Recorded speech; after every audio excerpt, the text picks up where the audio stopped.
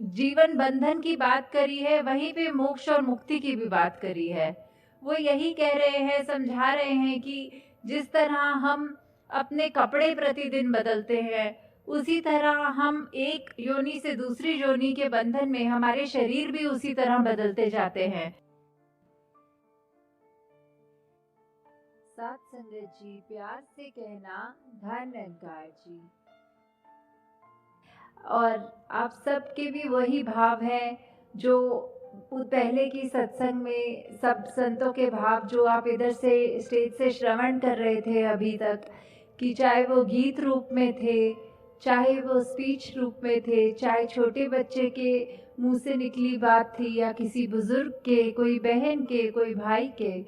सब यहाँ पे जो भी आप सुन रहे थे, बात एक ही थी कि ये जो आत्मा है इस परम पिता अविनाशी का अंश है, और ये अविनाशी हम अपनी इस जिंदगी में प्राप्त कर सकते हैं, हासिल कर सकते हैं। जिस तरह बार बार जिक्र मीरा जी का भी हो रहा था कि इसी नगरी की वो, और बचपन से ही वो हाथ में मूर्ति तो रखती थी, पर जब रविदास जी का सद्गुरु रूप में उनके जीवन में आना हुआ, तो उसके बाद ही वो उनके जो रुतबा था पहले, उससे उठकर और एक इस अवस्था का, एक भक्त की अवस्था का बन गया। और उसी रूप में फिर वो जो अभी हम गीत भी जैसे श्रवण कर रहे थे, वो कह रही थी कि राम रतन धन पायो। तो इससे क्या हो पता लगता है? इससे यही पता लगता है कि मीरा जी को भी जिस तरह इस अविनाशी की जानकारी, इस ब्रह्म ज्ञान के द्वारा ये जो राम को पा लिया उन्होंने, पढ़ती वो शुरू से भी थी, पर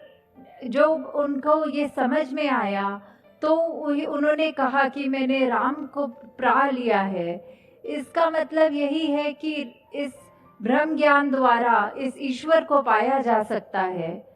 हमारा समय बहुत ही बीतता चला जा रहा है, और जितना बीत गया वो तो निकल गया हाथ से, पर जो बचा हुआ समय है उसमें हम एक एक पल में अगर अपना सदुपयोग करें उस समय का, और यही देखें कि किस तरह से अपनी ज़िंदगी का जो निकल गई बुरी आदतें लगी हैं या कुछ और ऐसे कर्म हैं जो एक स्वभाव में, चाहे वो क्रोध है, कोई और ऐसी बुरी आदत है, उसको बदला जा सकता है।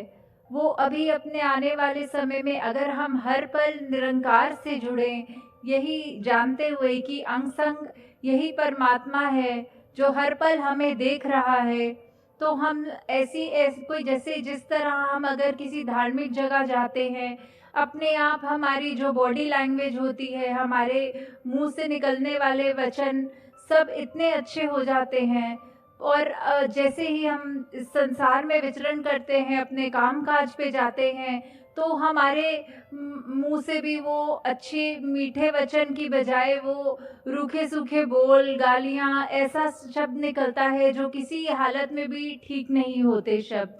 तो अगर हम यही जाने कि ये प्रभु परमात्मा हमेशा साथ है, उसके भय से हमसे ये भाषा में भी सुधार धीरे धीरे होता रहेगा, और बाकी भी जो भी हमारी कोई ऐसी आदतें हैं जो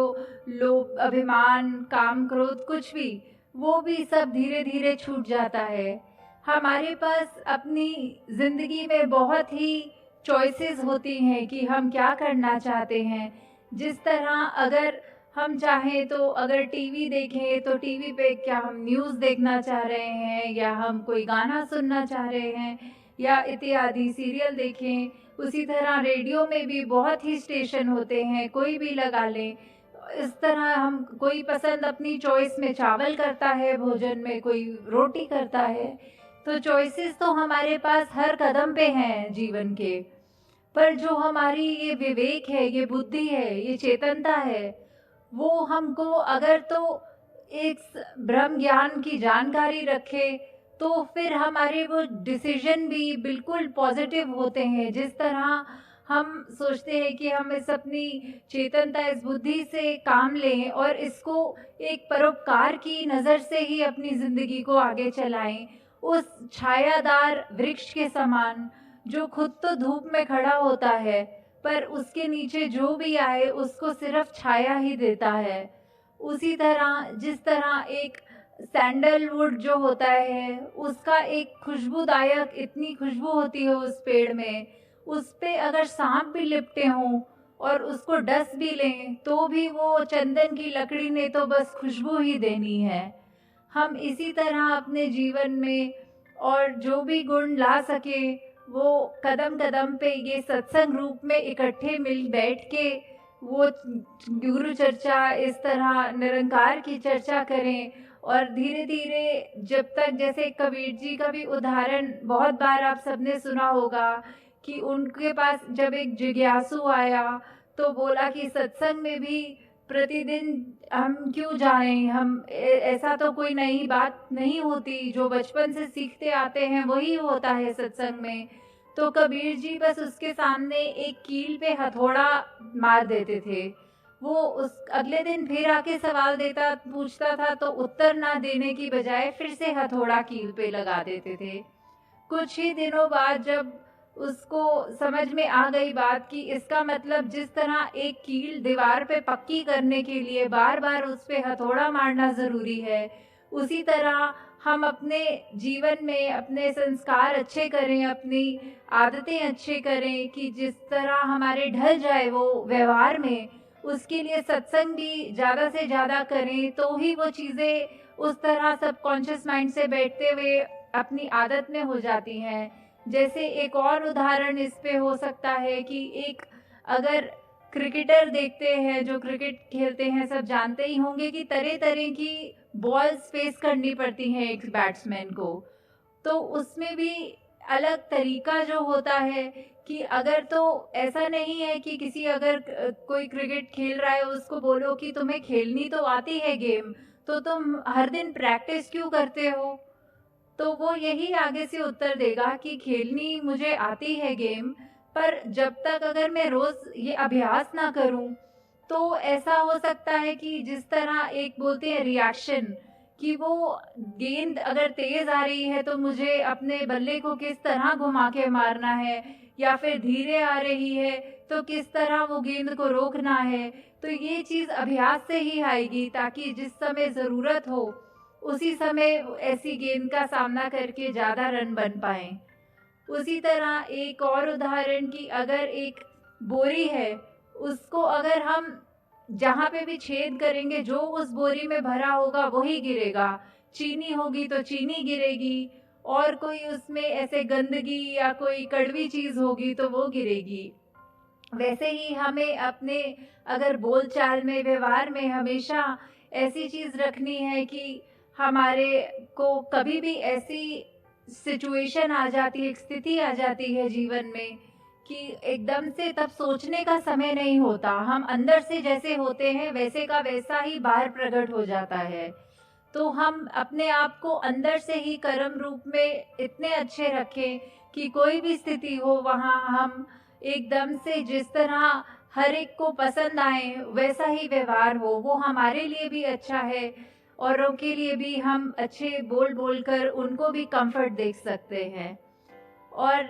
फिर दासी फिर से अंत में वहीं पे बात जोड़ना चाहेगी जहाँ से शुरू की थी, कि इस तरह जहाँ पे हम इस परमपिता की प्राप्ति कर सकते हैं, ये हो सकता है और ये इसी जन्म में हो सकता है। क्योंकि जिस तरह और हम देखते हैं कि मनुर्भव बोलते हैं मनुष्य बनना, कि इसी समय हम जब मनुष्य बनकर आए हैं तो हमारे पास ऐसी क्या चीज़ है जो पशुओं में नहीं है। वो यही समझ है, जो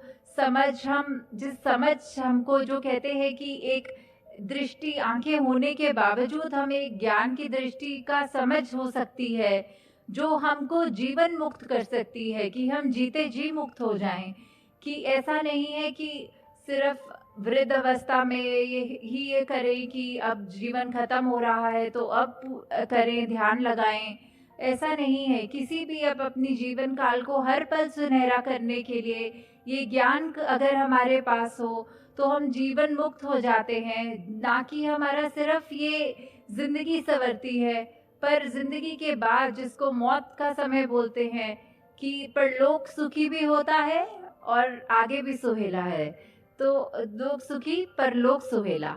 तो ऐसे ही जो हमारी ज़िंदगी है वो हाथों से फिसल ना जाए, और इसमें जीते जी हम अपनी जीवन में जहाँ विशालता लाएं, नम्रता लाएं, प्रेम की भावना लाएं, नफ़रत से दूर जाएं, इस तरह हम और अपने आप को सुधारें, हर पल सुधारें। और ये हो तभी सकता है जब बिल्कुल एक, जो कहते हैं गुरुमत, कि गुरु के अनुसार चलने वाली बात, कि जिस तरह हर पल अभी जिक्र भी किया था कि बार बार की ज्ञान कक्ष खुले हैं। आप सब जो भी जिज्ञासु हैं, जो है कि जीवन के बंधनों में, जिस तरह हम गीता का भी उदाहरण दें तो जहाँ श्री कृष्ण जी ने ये जीवन बंधन की बात करी है, वहीं पे मोक्ष और मुक्ति की भी बात करी है। वो यही कह रहे हैं, समझा रहे हैं कि जिस तरह हम अपने कपड़े प्रतिदिन बदलते हैं, उसी तरह हम एक योनि से दूसरी योनि के बंधन में हमारे शरीर भी उसी तरह बदलते जाते हैं। और जब हम ये ह्यूमन बन के आते हैं तो वही चॉइस वाली बात है कि अब हमारी संभावना है, हम मनुष्य बनकर आए हैं, संभावना है कि हम बन सकते हैं, अब हम मुक्त हो सकते हैं। तो हम इस ज्ञान को प्राप्त कर लें ताकि जीवन हमारा अपने जीते जी भी, कोई चाहे हमारी परिस्थितियां कैसी भी हों, मन स्थिति एक जैसी हो, जैसी भी हो परिस्थिति एक सी हो मन स्थिति। साथ संगत जी, प्यार से कहना, धन निरंकार जी।